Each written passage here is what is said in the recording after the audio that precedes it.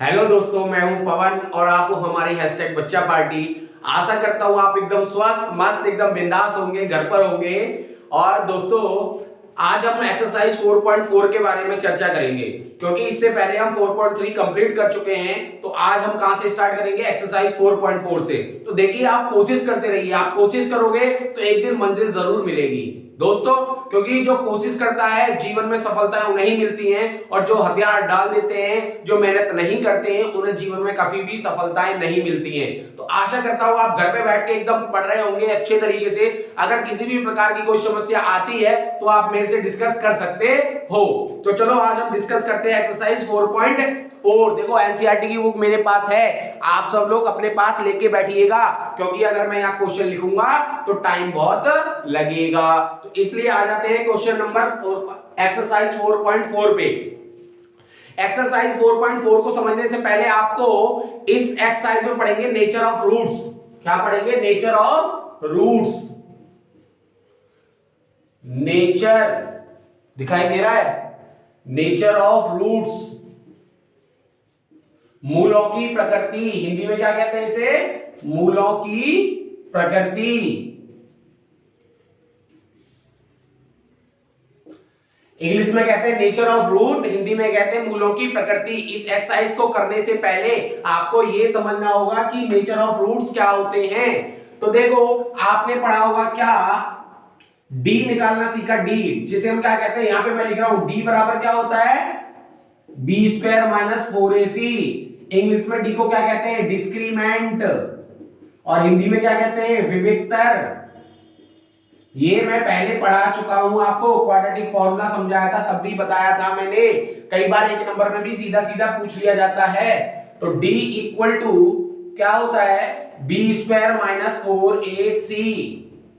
अगर ये क्या है? ग्रेटर देन 0 है। क्या है? Greater than 0। अगर ये ग्रेटर देन 0 है तो रूट्स कैसे होंगे? Real and distinct. Real and distinct, वास्तविक। हिंदी में क्या बोलेंगे? वास्तविक तथा भिन्न। अगर बी स्क्वायर माइनस 4ac क्या होगा बेटा? ग्रेटर देन 0 होगा। तो जो रूट्स होंगे, जो गुणनखंड फैक्टर करके हम जो x की वैल्यू फाइंड आउट करते हैं, वो कैसी होंगी? रियल एंड डिस्टिंक्ट, वास्तविक तथा भिन्न। ठीक है? अच्छा, फिर सेकेंड, इसका second part, d equal to B square minus 4ac अगर इक्वल टू 0 हो जाए तो कैसे होंगे? रियल तो होंगे ही होंगे, एंड इक्वल बराबर होंगे, वास्तविक तथा बराबर। वास्तविक तथा बराबर। ठीक है? समझ आ रहा होगा दोस्तों। देखो अगला, फिर थर्ड पॉइंट है, 3 पॉइंट है, आपको 3 पॉइंट लर्न करने पड़ेंगे। अगर d की value B square minus 4ac less than equal to 0 हो जाए, ये मैं आपको बता चुका हूं।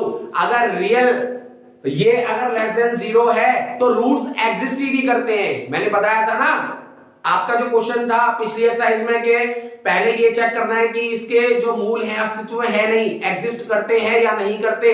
तो हम क्या निकालते थे? डी की वैल्यू। अगर डी लेस देन 0 है तो रूट एग्जिस्ट ही नहीं करेंगे। तो क्या बोलते हैं हम? No real roots. एक मिनट रुकिएगा बेटा। No real roots.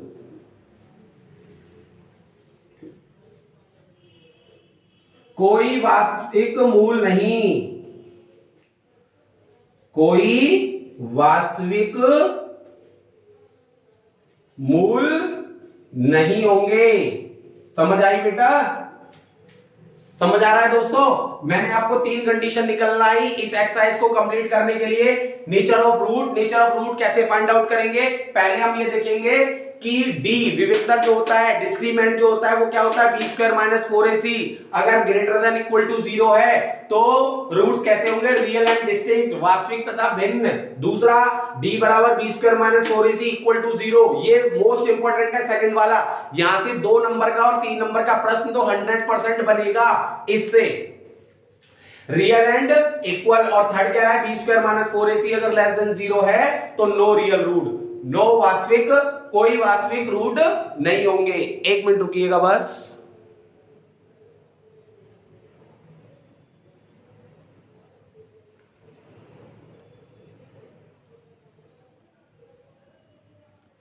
हाँ जी दोस्तों, समझ आया होगा आपको, ठीक है। अब आगे देखिए, अब हम एक्सरसाइज पे आ जाते हैं। ये आप स्क्रीनशॉट ले लीजिएगा, मैं इरेज कर रहा हूं, ठीक है, इरेज कर रहा हूं। और याद रखिएगा आप, क्योंकि मैं एक्सरसाइज सॉल्व कराऊंगा तो आपको ये याद होना चाहिए, आप स्क्रीनशॉट ले लेना, ठीक है। चलो मैं इरेज कर रहा हूं।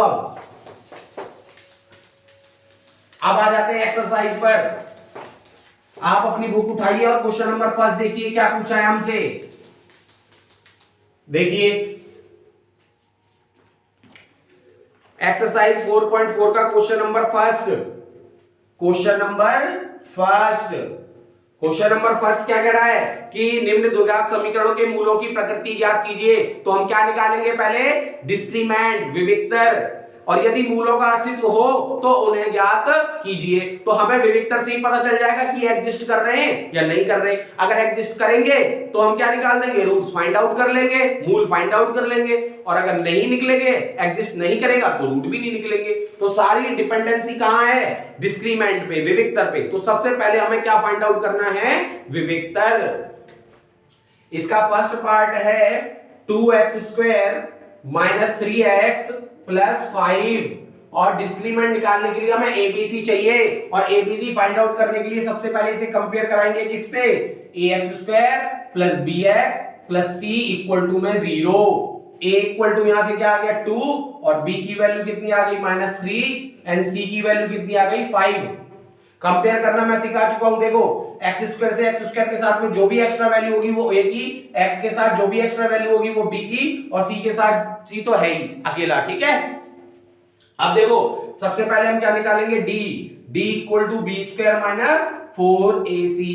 b² मतलब -3 का स्क्वायर माइनस 4, a की वैल्यू 2, c की वैल्यू 5, -3 का स्क्वायर 9, 4 2 जा 8, और 8 5 जा 40। अब क्या है रूट, माइनस के 31, क्या है ये, लेस देन 0। अगर ये लेस देन 0 है तो रूट कैसे होंगे, बताओ आप ही, अभी मैंने बताया है, चलो आप ही बताओ पहले, बोलो क्या होगा जब 4 तो अगर लेस देन 0 है तो मैंने क्या बताया कि कोई भी रियल रूट नहीं होगा, कोई भी वास्तविक संख्या नहीं होगी। तो हम क्या लिखेंगे, नो रियल रूट्स, कोई वास्तविक हल नहीं होगा, कोई वास्तविक मूल नहीं होगा। दिखाई दे रहा है, कोई वास्तविक मूल नहीं होगा। तो ये तो हो गई प्रकृति, नेचर की, जो क्वाड्रेटिक इक्वेशन दिया है उसकी प्रकृति कैसी है, नेचर कैसा है। समझ आया दोस्तों। अब इसका एक और पार्ट कर लेते हैं। अगला है, एक मिनट खोल लेता हूं वो। अगला है ये, इसका सेकंड पार्ट। देखिए सेकंड पार्ट क्या कह रहा है, 3x² माइनस का 4√3x प्लस में 4 इक्वल टू में 0। तो सबसे पहले हम क्या निकालेंगे, A B C, ax² plus bx plus c equal to में 0। देखिए a की वैल्यू यहां से क्या आ गई 3, b की वैल्यू क्या आ गई -4√3, और c की वैल्यू क्या आ गई 4। तो सबसे पहले हम क्या निकालेंगे, डिस्क्रीमेंट। फ्रेंड्स वीडियो रुक गई थी तो वहीं से स्टार्ट कर रहे हैं हम। d बराबर b² माइनस 4ac। तो b² b की वैल्यू कितनी है -4√3, और स्क्वायर है तो स्क्वायर कर दिया -4 इंटू में a की वैल्यू कितनी है 3, इंटू c की वैल्यू कितनी है 4। अब करिए, माइनस का स्क्वायर तो प्लस हो गया, 4 का स्क्वायर 16, और √3 का स्क्वायर कितना होगा 3, और 16 3 कितने होते हैं 48, -4 3 12, 12 4 48, और 48 से 48 कैंसिल आउट तो क्या बचा 0। भाई 48 में से 48 घटाएंगे तो कितने बचेंगे 0। तो अब देखो मैंने बताया था जब d की वैल्यू 0 होती है तो रूट्स कैसे होते हैं, रियल एंड इक्वल, वास्तविक तथा बराबर। अब इसके रूट क्या होंगे, एग्जिस्ट करेंगे, बस एक ही कंडीशन में एग्जिस्ट नहीं कर सकते, कौन सी में, थर्ड कंडीशन में, क्या, जब d की वैल्यू लेस देन 0 होती है। अब देखिए आगे, अब उसने कहा है कि अगर रूट एग्जिस्ट करते हैं तो रूट्स फाइंड आउट करिए, अगर मूल अस्तित्व में है तो हमें क्या करना है, रूट फाइंड आउट। आप देखिए हमें एबीसी भी दे रखा है, बी स्क्वायर, तो हम क्वाड्रेटिक फॉर्मूला लगा दें। क्वाड्रेटिक फॉर्मूला क्या होता है, x equal to minus B plus minus root B square minus के 4ac अपॉन में 2a। ठीक है, अब आप कहोगे सर यहाँ पे फैक्टर मेथड क्यों नहीं लगा रहे, क्योंकि फैक्टर 4 3 से 12 होंगे और 12 के 4√3 को हम ब्रेक नहीं कर सकते 12 में, इसलिए हमने क्या लगा दिया, द्विघाती सूत्र। देखिए दिखाई दे रहा है x equal to minus B की वैल्यू कितनी है, अब देखो माइनस ऑलरेडी है यहाँ पे और माइनस यहाँ पे आएगा तो प्लस का 4√3 कर दिया जाए, plus minus root B square minus 4ac की वैल्यू क्या हो गई, 0। देखो हमने यहाँ पे निकाल ली अपॉन में 2a, 2 इंटू में a की वैल्यू कितनी है 3, 2 3 जा 6। मैं यहां लिख देता हूं, यहां से लिख रहा हूं यहां पर x इक्वल टू क्या आया 4√3 अपॉन में 2 इंटू 3। देखो 2 से कितने टाइम्स, 2 टाइम्स, अगर हम इसे भी करना चाहें तो ये √3 टाइम्स कैंसिल आउट, तो x की वैल्यू क्या आ गई 2 अपॉन √3, क्योंकि यहाँ पे प्लस माइनस है, प्लस 0 करेंगे और माइनस 0 करेंगे तो यही आएगा, इसलिए ये 2 टाइम्स हो जाएगा। ठीक है, समझ में आ रही है, क्योंकि एक बार प्लस 0 ऐड करेंगे तो भी 2 अपॉन √3 आएगा और माइनस 0 करेंगे तो भी 2 अपॉन √3 आएगा। तो यहां से नेचर ऑफ रूट्स आपने निकालना सीख लिया। अब इसका जो थर्ड पार्ट है, फर्स्ट क्वेश्चन का थर्ड पार्ट आप खुद करिएगा। ठीक है, अब आ जाते हैं आगे, आप स्क्रीनशॉट ले लेना, मैं इरेज कर रहा हूं इसे। ठीक है, फिर आते हैं क्वेश्चन नंबर 3 पे। देखिए आप अगर घर पे प्रैक्टिस करोगे तो अच्छे से समझ में आएंगे। अब आप सोचो कि मेरे करने से अगर आपको आ जाए तो ऐसा पॉसिबल नहीं है बेटा, आपको घर पे मेहनत करनी पड़ेगी तभी ये पॉसिबल है, अदरवाइज नहीं है। ठीक है, ये भी मिटा देता हूं। देखो मेरा काम है आपको पढ़ाना, मैं एक एक क्वेश्चन आपको ब्लैक बोर्ड पे सॉल्व भी करवा रहा हूं, लेकिन जब तक आप खुद नहीं करोगे तब तक ये नहीं हो पाएगा, आपको एक भी क्वेश्चन समझ में नहीं आएगा। आप घर पे बैठ के आराम से देख देख के प्रैक्टिस करिए, नहीं होता है तो फिर पूछिए। ठीक है, अब आ जाइए क्वेश्चन नंबर 2 पे। वेरी मोस्ट इंपॉर्टेंट क्वेश्चन है ये, क्वेश्चन हर बार पूछा जाता है, 1 नंबर में चाहे 2 नंबर में चाहे 3 नंबर में, हर बार पूछा जाता है। देखिए इसका फर्स्ट पार्ट है, क्वेश्चन नंबर 2 का फर्स्ट पार्ट, कि एक क्वाड्रेटिक इक्वेशन दे रखे हैं, फाइंड द वैल्यू ऑफ के ऑफ क्वाड्रेटिक इक्वेशन। क्या कह रहा है बाद में, कि जिसके 2 बराबर मूल हों, रूट्स क्या हों, इक्वल हों, और जब रूट्स इक्वल क्वेश्चन में दे दिए, अब हमें प्रकृति या नेचर फाइंड आउट करने के लिए नहीं कह रहा, क्या कह रहा है कि इसके जो रूट्स हैं, इसके जो मूल हैं वो क्या है, बराबर, और जब बराबर होते हैं तो कंडीशन हमारे माइंड में होनी चाहिए, d बराबर क्या होता है 0, it means b square minus 4ac की वैल्यू हमें इक्वल टू 0 क्वेश्चन में गिवन है। ठीक है, अब देखिए पहला 2x स्क्वायर प्लस में kx प्लस में 3 इक्वल टू 0। पहले हम abc की वैल्यू फाइंड आउट कर लें, कंपेयर कराओ, ax स्क्वायर प्लस में bx प्लस में c इक्वल टू 0। तो यहां से a की वैल्यू कितनी आ गई 2, यहां से b की वैल्यू कितनी आ गई k, और यहां से c की वैल्यू कितनी आ गई 3। ठीक है, अब हमें क्वेश्चन में दे रहा है, it is given that the roots are equal, question में दिया हुआ है, हिंदी में लिख लेना, दिया है कि मूल बराबर हैं, और जब मूल बराबर होते हैं तो d b square minus 4ac क्या होता है 0 के बराबर हमें लेके चलना है। यही कंसेप्ट है मेन इन क्वेश्चंस को करने का।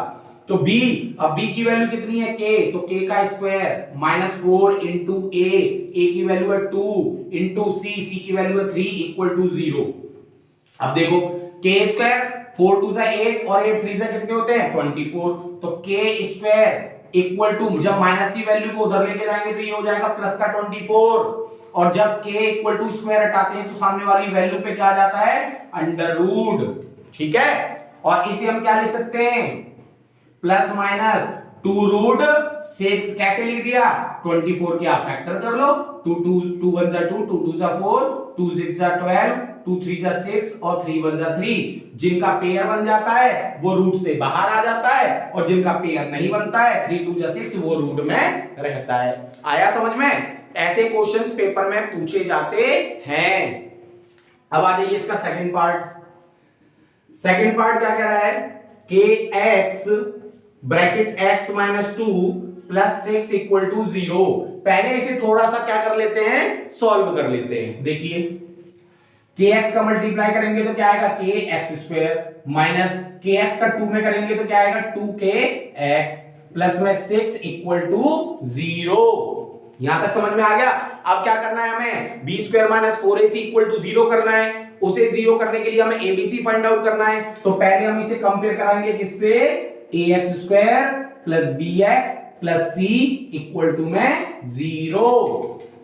a की वैल्यू यहां से क्या आ गई, k, और b की वैल्यू कितनी आ गई, -2k, एंड c की वैल्यू कितनी आ गई, 6। ठीक है, अब देखिए रखिए वही लाइन, ये सेम लाइन आपको यहां पे लिखनी है। दिया है कि मूल बराबर हैं, it is given that roots are equal, ये सेम आपको यहां लिखनी है। फिर क्या करना है, b² minus 4ac equal to 0। b की वैल्यू रखो, माइनस का 2k का स्क्वायर माइनस 4, a की वैल्यू कितनी है k, c की वैल्यू कितनी है 6 इक्वल टू में 0। अब देखो माइनस का स्क्वायर प्लस 2 का स्क्वायर 4 और k का स्क्वायर k², माइनस ये कितना हो गया, 6 4 जा 24k इक्वल टू 0। दोनों में कॉमन क्या आ रहा है, 4k कॉमन आ रहा है। ठीक है, 4k कॉमन लेंगे तो अंदर क्या बचेगा, k minus 6 equal to 0।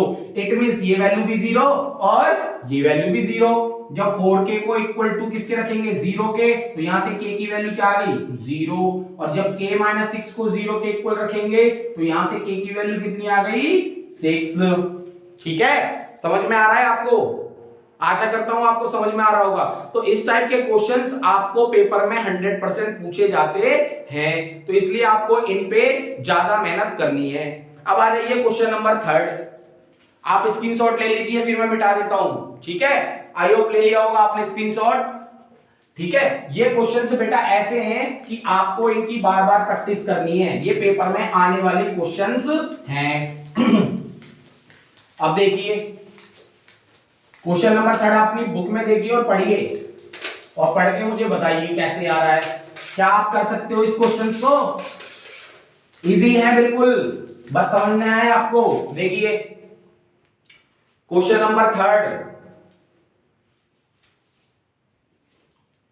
Question number 3 है, क्या कह रहा है, क्या एक ऐसी आम की बगिया बनाना संभव है जिसकी लंबाई चौड़ाई से दुगनी हो। लंबाई क्या है, चौड़ाई की दोगुनी। जब तक चौड़ाई नहीं पता होगा तब तक हम लंबाई को दुगनी नहीं कर सकते। तो पहले हमें चौड़ाई फाइंड आउट करना है, और चौड़ाई कैसे करेंगे, हम अपनी तरफ से मान लेंगे, और उसका क्षेत्रफल कितना दे रखा है, 800 मीटर स्क्वायर। यदि है तो उसकी लंबाई और चौड़ाई ज्ञात कीजिए। तो सबसे पहले हमने क्या मान लिया बेटा, क्योंकि लंबाई निकालने के लिए चौड़ाई पता होना चाहिए, तो इसलिए मैंने मान लिया लेट, माना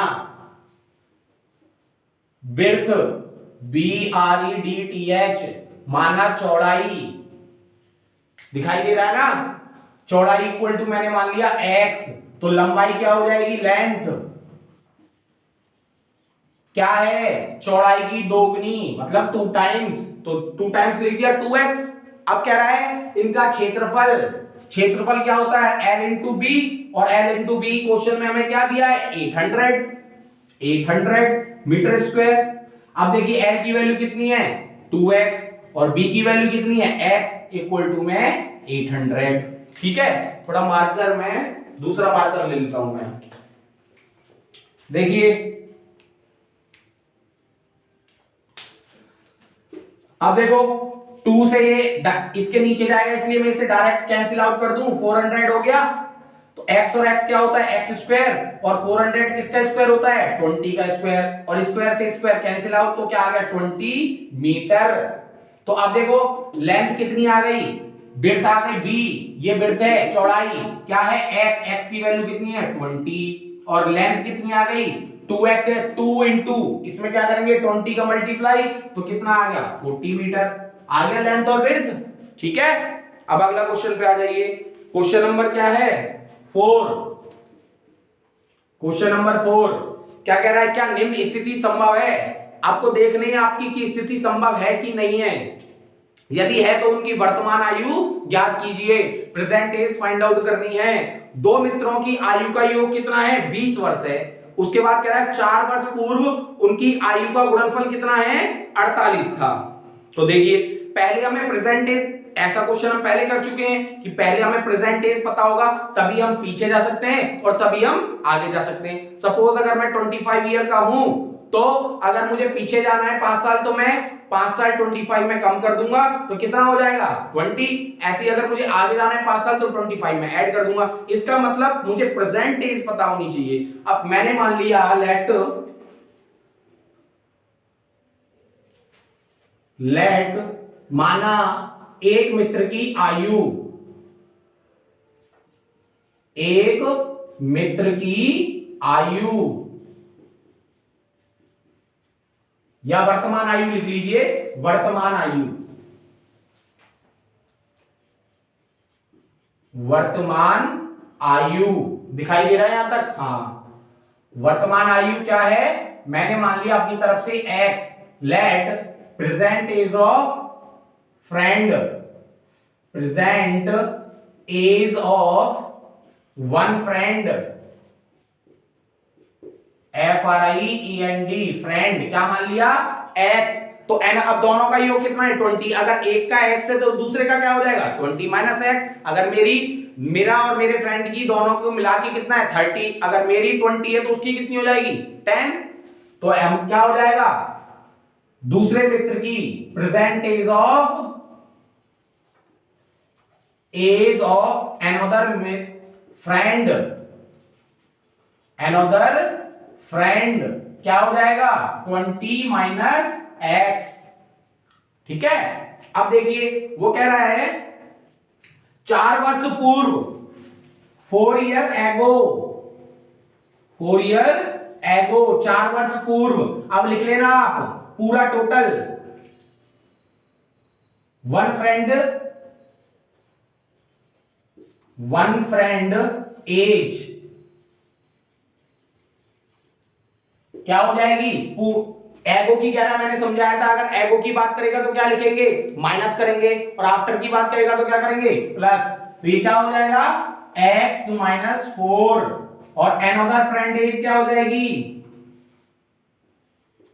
एनोदर फ्रेंड एज, इसमें भी क्या हो जाएगा 4 सब्ट्रैक्ट कर देंगे -4। ठीक है, अब कह रहा है दोनों की आयु का गुणनफल, दोनों की आयु का गुणनफल कितना है 48 था, 4 वर्ष पूर्व दोनों की आयु का गुणनफल 48, तो दोनों का क्या कर देंगे मल्टीप्लाई x माइनस 4, और ये कितना हो जाएगा 20 में से 4 सब्ट्रैक्ट करेंगे तो 60 माइनस x इक्वल टू में 48। अब देखिए मल्टीप्लाई करो x का 16 में 16x, x का x में माइनस एक्स स्क्वायर, x का 4 का 16 में करेंगे 64, 16 चौकी 64 माइनस के 4 का x में करेंगे देखो minus minus plus 4x equal to में 48। अब देखिए x स्क्वायर को उधर ले जाएंगे तो 0 रहेगा, इधर उधर हो गया प्लस का 16x, और 4x 20x को उधर लेके जाएंगे तो माइनस का 20x, और ये माइनस का 64 उधर जाएगा तो प्लस का 64, और 48 यहाँ पे प्लस का ऑलरेडी है। ठीक है, तो 0 equal to x square minus 20x, और प्लस में ये कितना हो गया ऐड कर लो 8 4 12 6 4 10 और 1 11 112। अब देखिए अब मुझे पहले क्या निकालना है, अगर ये पता करना है कि इसके मूल फाइंड आउट होंगे नहीं होंगे, रूट ज्ञात कर सकते हैं या नहीं कर सकते, उसके लिए मुझे क्या निकालना पड़ेगा b स्क्वायर माइनस 4ac। तो देखो b स्क्वायर माइनस 4ac, अब आप निकाल लेना ABC, a की वैल्यू क्या है 1, b की वैल्यू -20, c की वैल्यू 112, तो बी स्क्वायर माइनस 20 का स्क्वायर माइनस 4ac, a की वैल्यू 1, c की वैल्यू 112, b का स्क्वायर 400 नहीं दिखाई दे रहा, इधर वाला आप लिख लेना, मैं इधर से मिटा दे रहा हूं, ठीक है, स्क्रीनशॉट ले लेना आप। देखिए 20 का स्क्वायर कितना होगा 400 माइनस इसका 4 का मल्टीप्लाई करो 112 में, 4 2 8, 4 1 4, 4 1 4, यहीं से पता लग रहा है ये क्या है, लेस देन 0, और जब लेस देन 0 होता है तो रूट एग्जिस्ट ही नहीं करते, it means no real root, it means no real root, कोई वास्तविक हल नहीं होगा, कोई वास्तविक हल नहीं होगा। समझ में आया दोस्तों? स्क्रीनशॉट ले लेना इसका। पहले उसने कहा है स्टार्टिंग में कह दिया, इसलिए मैंने चेक किया क्या निम्न स्थिति संभव है, इसलिए मैंने चेक किया क्या पता इसका रूट एग्जिस्ट करते हैं या नहीं करते।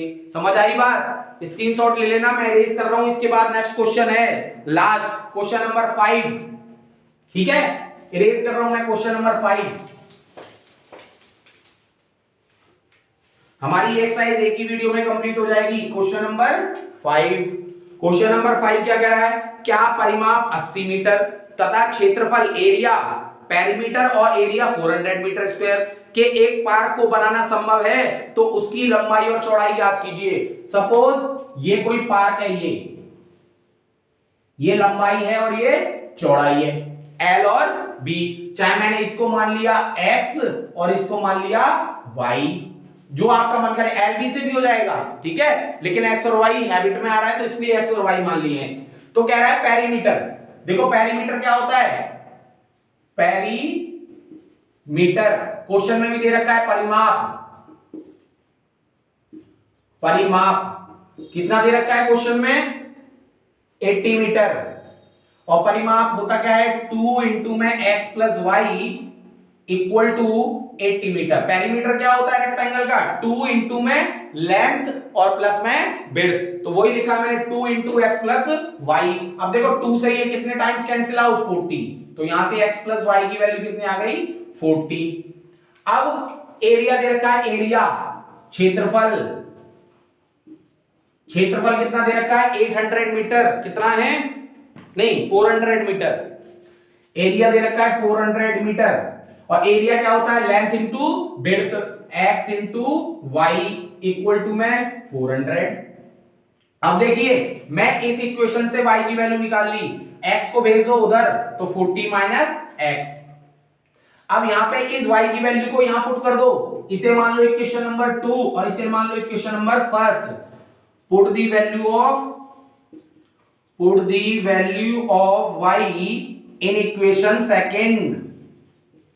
समीकरण 2 में y का मान रखने पर यहां रखो x इंटू में y का मान क्या है 40 माइनस x और इक्वल टू में 400, मल्टीप्लाई करो x का 40 में 40x माइनस x का x में x स्क्वायर इक्वल टू में 400, माइनस का है x स्क्वायर तो उधर ले जाना पड़ेगा, तो इधर क्या रह गया 0, जब ये माइनस का x स्क्वायर उधर जाएगा तो प्लस का x स्क्वायर, 40x उधर जाएगा तो माइनस का 40x और प्लस का 400 ऑलरेडी यहाँ पे है। अब इसके गुणनखंड विधि से हल कर दीजिए भाई, 400 के फैक्टर क्या होंगे 20 और 20, क्योंकि 20 और 20 का मल्टीप्लाई करेंगे तो 400 400। अब 40 को हम किस में तोड़ सकते हैं, दो भागों में, 20 और 20x, 0 equal to x square minus का 20x माइनस का 20, देखो माइनस का 40 इसलिए क्योंकि ये दोनों माइनस लेना पड़ेगा, इस तभी आएगा माइनस का 40 प्लस 400, भाई इन दोनों को माइनस का लेंगे तभी तो माइनस 20 का आएगा माइनस 40, अगर हम प्लस प्लस का ले लेंगे तो फिर तो प्लस आ जाएगा। हमें बीच वाली वैल्यू लेके आनी होती है जोड़ने और घटाने पे।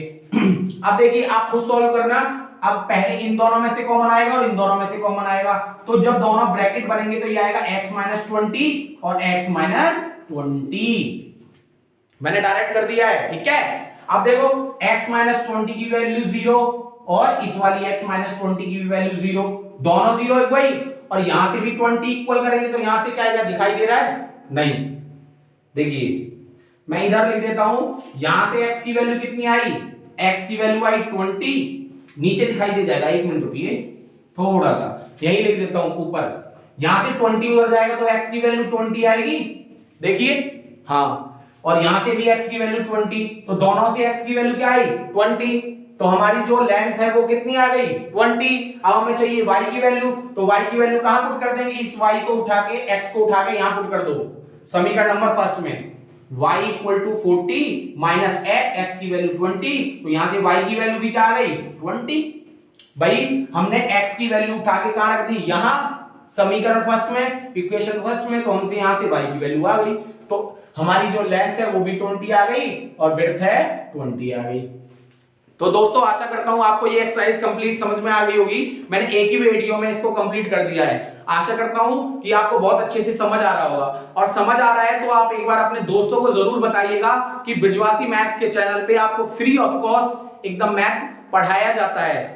और अगर आपको पसंद आया है तो सब्सक्राइब कर लीजिएगा, लाइक कर दीजिएगा, और चैनल को क्या कर लेना, बेल आइकन को ऑन कर देना, जब भी वीडियो आए तो आपको सबसे पहले पता चल जाए। धन्यवाद, जय हिंद, जय भारत।